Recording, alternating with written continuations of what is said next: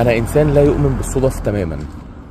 امبارح بسبب ان انا نمت متاخر المنبه رن، ما عرفتش اصحى لتالت يوم في تحدي صلاه الفجر.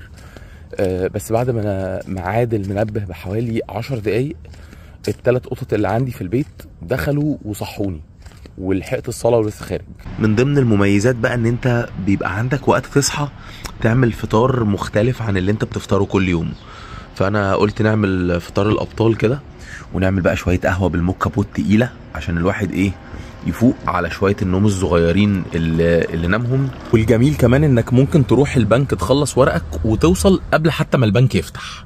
ده غير ان الزرع ده كان بقالي اسبوعين تقريبا ما سقيتوش، ما عنديش وقت خالص. توصل بقى يا باشا الشغل بدري قبل ما اي حد يوصل قبلك. وعلى سبيل الفرحه جالي الباكج الجامده دي اعمل لها انبوكسنج، هتشوفوها بقى في فيديو لوحدها.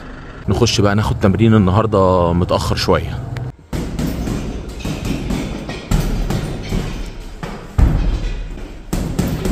ملخص اليوم الثالث من التحدي: نوم قليل ومع ذلك كواليتي نوم كانت اعلى بكتير، باور اعلى على مدار اليوم، حتى في التمرين كان في باور اكتر من اول يوم، بلس بركه مش مبرره، بركه رهيبه في الوقت وفي اليوم، وبتحس ان انت زي ما يكون يومك زاد 6-7 ساعات من غير ما انت تحس.